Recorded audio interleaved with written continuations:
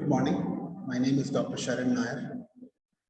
I'm a senior lecturer at the Department of Conservative Dentistry and Endodontics in Maha Institution of Dental Sciences, Pondicherry. The topic for today is endodontic flare-ups.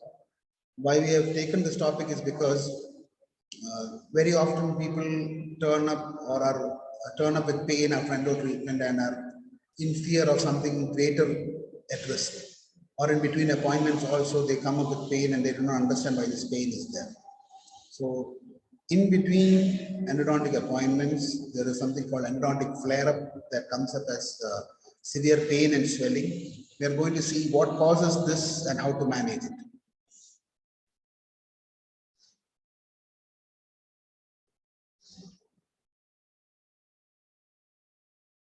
Moving on, the contents are, we go for the introduction, definition, etiology, contributing factors, treatment, prevention, preferences, and conclusion.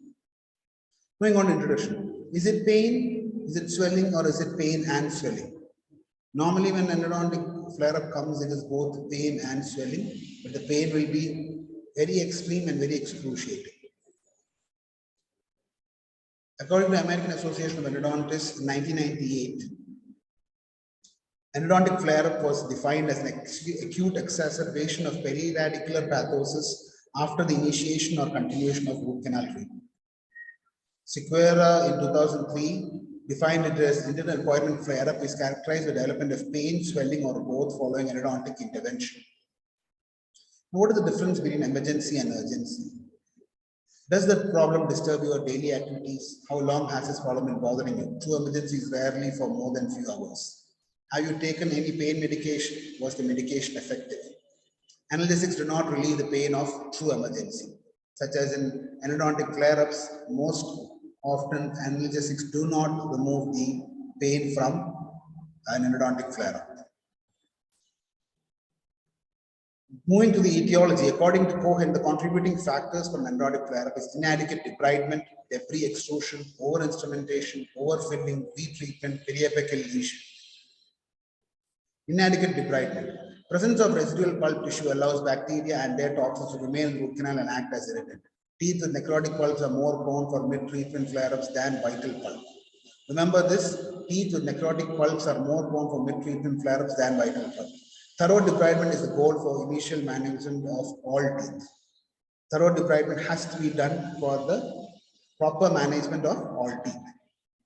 Moving on to debris extrusion. Debris extrusion is a problem with all techniques of instrumentation. But crown down has been shown to extrude significantly less debris than step-back filling techniques.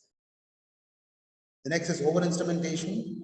Gross over-instrumentation may cause acute apical periodontitis, producing inflammatory pain. One appointment, most patients experience little or no pain after single visit RCTs. A single sitting RCT, generally the patients don't turn up with flare-ups. Only 2% among the studies is seen to come up with a endodontic flare-up. Then we have something called the overfilling. Extrusion of sealer or gutta into the periapical areas may lead to higher incidence or degree of pain than teeth with 1 mm short obturation. Permanent nerve damage can occur because of chemical toxicity of the extruded material and also mechanical nerve damage. For example, things like paraformaldehyde, if they are extruded beyond the chemical, beyond the apex, then definitely there will be toxicity occurring to the nearby tissues from the extruded material. Retreatment. Most of the cases have a higher incidence of flare-ups when it comes to retreatment because the patient has already come to the clinician with failed RCT. It might have pain, might have swelling, might have a draining sinus tract. So these cases are associated with periapical pathos and that increases the likelihood of flare-ups. These cases are most difficult to treat and time-consuming with an increased chance of iatrogenic mishaps. Moving on to the management of flare-ups. Now, psychological management is the most important factor in emergency treatment. Establish and maintain control of the situation, gain the confidence of the situation, that make sure that the patient is putting their faith in you and ready to follow your instructions to the word. Provide attention and sympathy. Treat the patient as an important individual. Give the patient the importance. Make sure that you understand, you empathize with them of what they are going through, and instill some sort of confidence and faith in them that you will sort this, and they will walk out of the they will walk out of the clinic with a with this problem being resolved. Management of flare-ups according to Walton. Previously vital pulse with complete debridement, previously vital pulse with incomplete debridement. Then we have management of flare, previously vital pulse with complete debridement. Less chances of flare-ups if the previously vital pulses have been completely debrided. Patient reassurance is there. Prescription of mild to moderate analgesics will do. Previously vital pulse incomplete debridement. Patients where you just do the access opening and maybe just take the working length and send the patient. So what happens in that situation is pulp remnants are there. They are a major form of irritant and cause severe pain. Recheck the working length, relieve the occlusion. Always, always, always. I cannot emphasize this more, but the first and most important step in root canal therapy is to get a proper access cavity and get the working length in the first appointment itself. A correct working length with a radiograph to make sure to re-establish that working length should be the first step in RCT. Then you relieve the occlusion. Always after the first appointment, kindly relieve the occlusion so as to reduce any sort of chance of any strain or stress coming on the tooth under treatment and causing any kind of pain to the patient. Then, canal debridement with copious irrigation of sodium hypochlorite. The cotton pellet is placed, temporary filling is given, and then mild to moderate analgesic. Then we have next, we go to the previously necrotic pulps without swelling.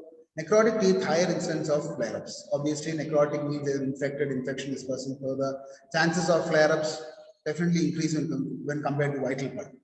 As the lesion is confined to the bone, more pain is present. Because there is no place for it to exit and it is in a locked compartment, the pain always increases. Again, in this, you would establish accurate working length, complete the instrumentation, irrigate copiously with sodium hypochlorite and calcium dressing is placed, access is sealed and prescribe antibiotic and analgesic. That is all on endodontic flare-ups for today. Thank you. Have a nice day.